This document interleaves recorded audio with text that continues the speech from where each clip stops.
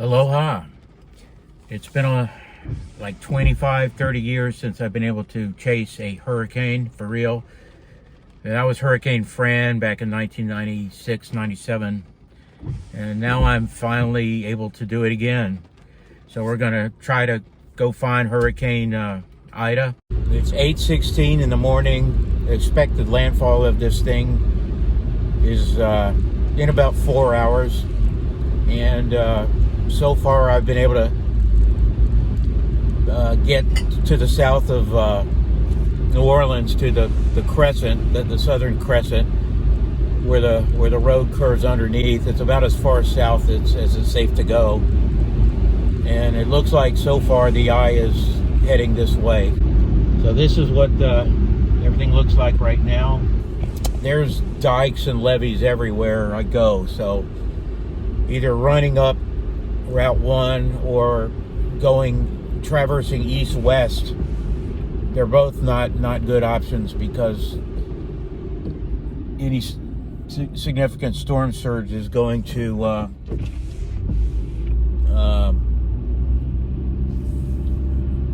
flood the roads at the very least. So it's a little disconcerting. I got a bayou or a levee thing right over here. I'm driving right along it. So what I'm going to do is go to a high school shelter. So this is what the shelter looks like.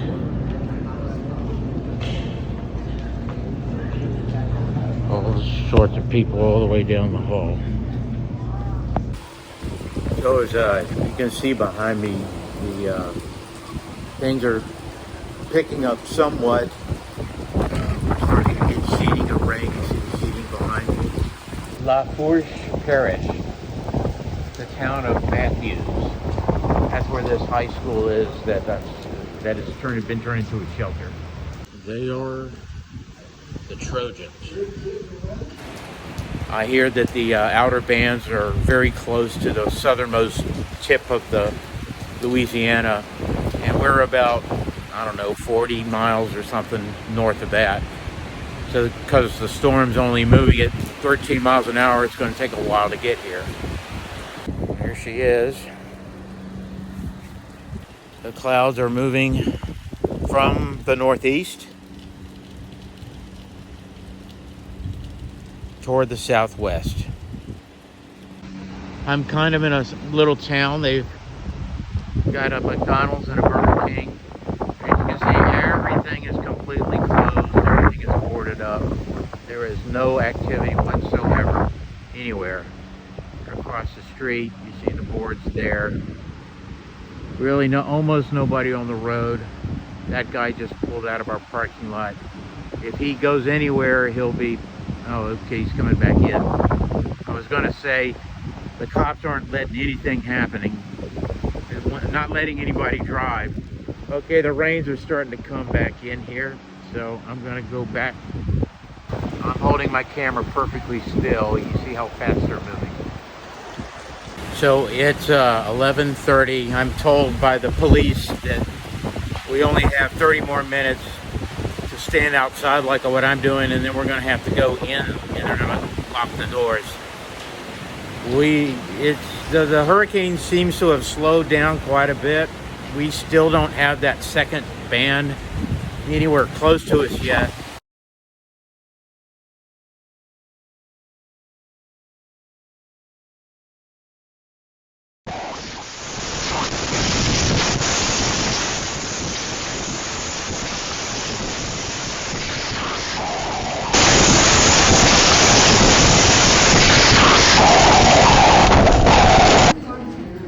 Trees are really getting shredded out there.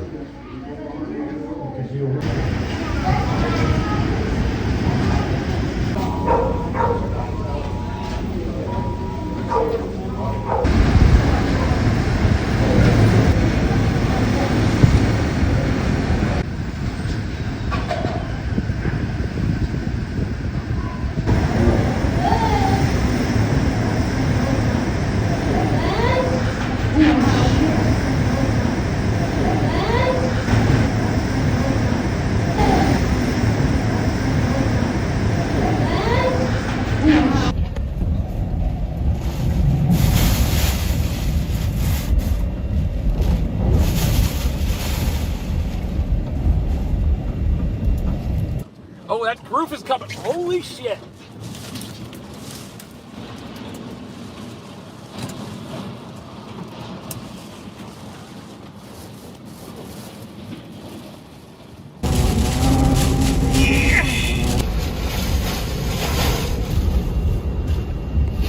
Coming into Matthews.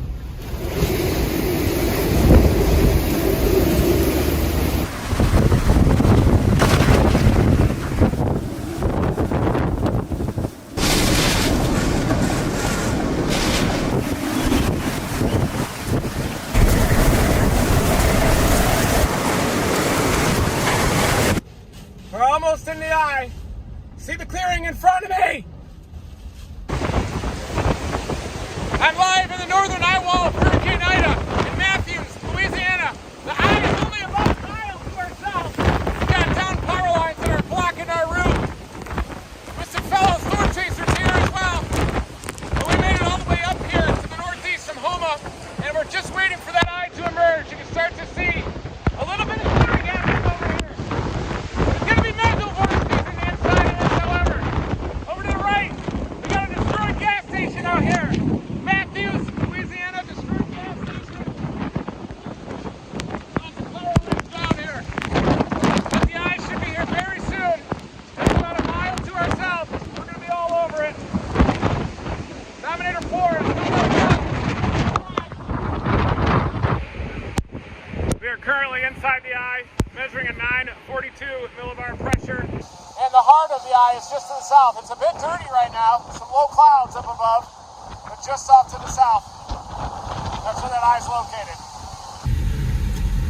Inside the eye, Lockport, Louisiana. Dead, calm. It is a little bit of a dirty eye, as you can see.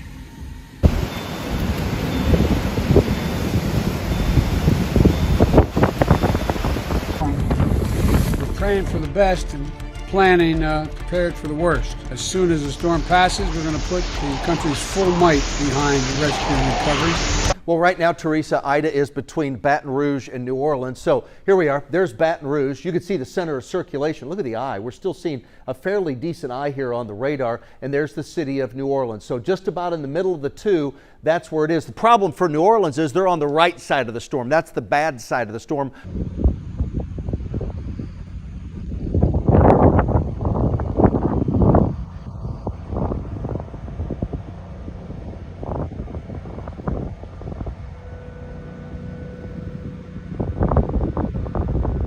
So here's a hellhole we just left.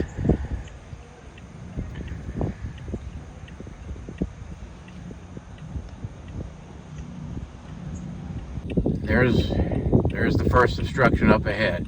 Look at this beautiful blue sky. Low-lying clouds moving through. The main thing at this point is water. I was able to get back to went back to the rescue shelter there. Over there it got some water. All different types of people. A lot of Cajuns, a few blacks. And, these guys are tough and they have interesting jobs.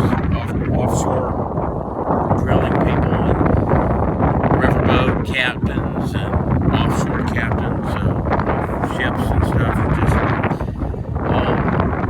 all of these people were right there in that same shelter. I was probably the only white-collar guy there that I can tell. I looked like I probably didn't belong. Anyway, there's no cell signal, there's no power, there's no sewage, there's no water, nothing's open, no commerce, no transportation. But I got a cruising range supposedly of about 250 miles. So once the roads do open, even if there's no gas, I should be able to get out. I may have to go back into the shelter and beg for some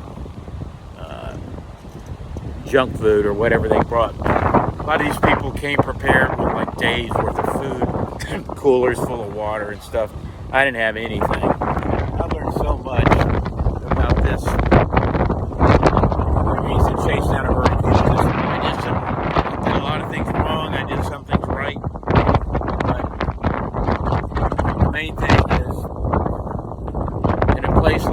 Louisiana, these guys have hurricanes down. Or you ain't got no rights. You don't have any. You don't have the right to do anything. They can tell you to do just about anything.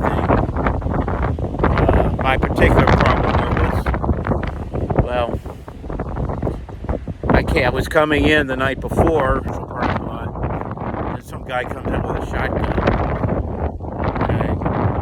He asked me what I was doing. I said I was just resting. This is kind of the truth. I was actually going to sleep there that night. I said, well, you ain't resting here. And then there were cops everywhere. Every road was closed off. They must have deployed every cop on their force because they were all over the place. And sure enough, a cop came and saw my tag from Georgia. Didn't know what the hell I was doing down here, and they were looking for stuff to do the night before. 4 cars pulled up on my ass. Made me get out of the car, and unfortunately I made the mistake of bringing some bourbon. And had some sips of bourbon on the way in. And they took me into the station, gave me an alcohol test, and I blew 0.7, which was 0.01%. Short of the legal limits. So, just a few lessons along the way. The boat captain was the one that convinced me that we had just been in the eye of the hurricane. I was just so convinced that we were on with it, just because the eye wall was on us. There was winds around the north, northeast, east, northeast. They couldn't fluctuate. They were just those winds. We were just getting battered and battered and battered. It seemed like hours and hours on end. And I just thought that there's no chance that the eye had crossed over our area, that it had passed to the west, and then therefore we were in the right front quadrant in the east eye. But then, there was a period of time when, in sort of Apache fashion, it wasn't like flipping a switch at all, but it gradually subsided, and then all of a sudden it went calm. There was no blue sky like this. It was still clouds swirling everywhere. It didn't look like an eye, but it was calm, and we were able to go out and look at our car in 30, 40 minutes. And I was convinced that was it, that we were now on the backside of the hurricane. Or within the next hour, I should say, within the next half hour, it didn't happen just like bang. There was a slow ramp up, and sure enough, it came from the opposite directions, blowing from northeast to southwest, and then reverse from southwest to northeast. And it did a dead 180 reversal. No question, that was the eye. I just can't believe how long it took. This storm was large, it was slow, it was just brutal. I never thought it would stop. Our roof started getting taken off our shelter there. It just mainly was physical discomfort. I had nothing. I had nothing but what I'm wearing here, shorts. So I had to sit on the floor. I might find a chair to sit in. There was water. The bathrooms didn't work anymore. The plumbing was out. The power was out. There was just nothing but people and squalor. I had no food, no water, no combo, no nothing. And that, tell you what, the police officer who had brought me in the night before was there, and he saw me, and I tried to argue with him. I tried to debate him on whether, like, when the eye came, when we were in the eye, I thought that was the backside of the storm and we were good. I really did. I tried to say, come on, I'm from Atlanta. At some point, we all have to take responsibility. Why the heck are you locking us into this place? He didn't want to hear it. He told me to go sit down. Are you the guy with the Prius? He was a real asshole. They're doing their job, and they do it well. They knew they had to lock this place down to save lives. It could be one of my life that was saved, because I tell you what, gone out left during the eye. I could have had a flat tire, stranded on the side of the road, and I could have just rolled right over into the bayou right there. So it's awfully funny that I got pulled over right here, and this is exactly where the eye crossed over. I was originally planning on going further west or something and positioning myself there, but I tell you what, with these big hurricanes, with these Cat 4 hurricanes, the way people are prepared now with the emergency management plans, you can't move after a certain point. When they decide to lock the place down, they deploy all their police, they close every road, there is no way around it. So you better get in there, just predict where the eye is going to cross over to the best of your ability. Probably 12 hours, if you're not in that position, you're never going to move. Now, that was just sort of my experience. So you got to commit early as possible. And you can probe, you can try to find another place, but more than likely you're just going to get turned around. Thanks, guys. Humvee with boats. We're in a Walmart parking lot. So these guys are in a convoy of, looks like 2 5-ton trucks, 3 Humvees, another couple of 5-ton trucks, and they're got the convoy commander way up front there, and they're just going to stage here somewhere. Yeah, so yeah, I asked them if they had an MRE or something. They said, well, we just got here. Can't blame them. Maybe later or not they'll have something going on, but I know they're mainly into the search and rescue business, not helping refugees with their food needs. But anyway, I'm in this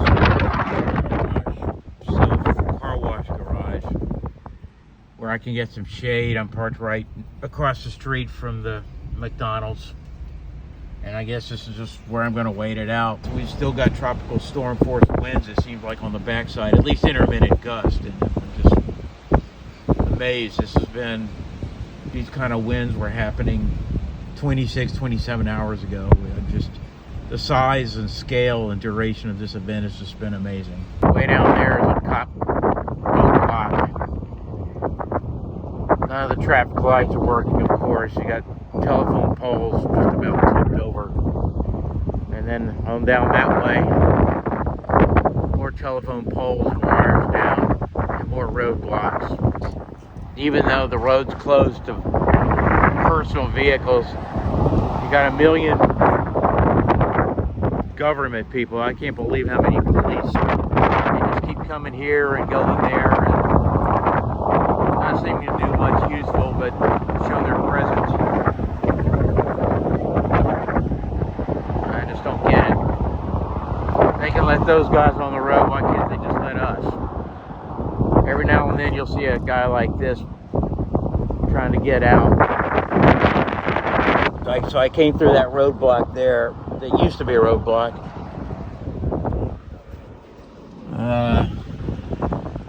There's still cops everywhere and stuff, so I'm just going to try to lay low, but there does seem to be some people coming through.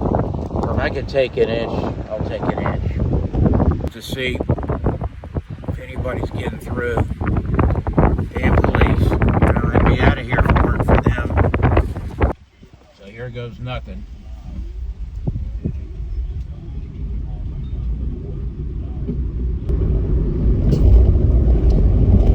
Pray for no flat tires due to roofing nails.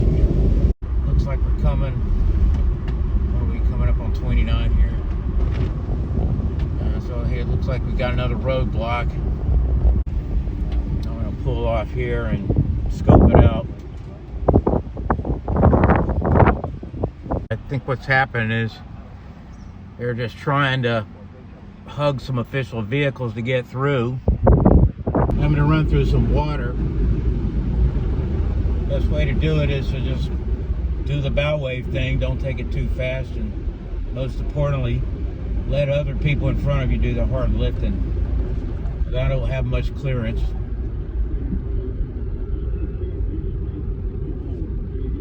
I'm just gonna go right up on this guy.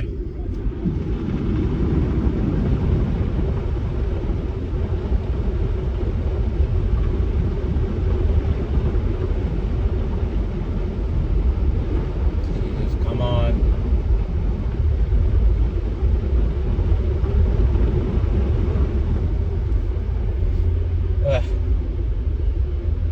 If your butterflies when you have to do that.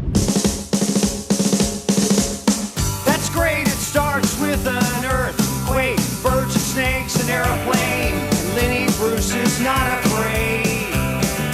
I have a hurricane, listen to yourself, churn, world serves its own needs, dummy serve your own needs, feed it up and On the center of circulation, just moving out of northern parts of Louisiana and moving into southern portions of Mississippi, we'll head toward Jackson.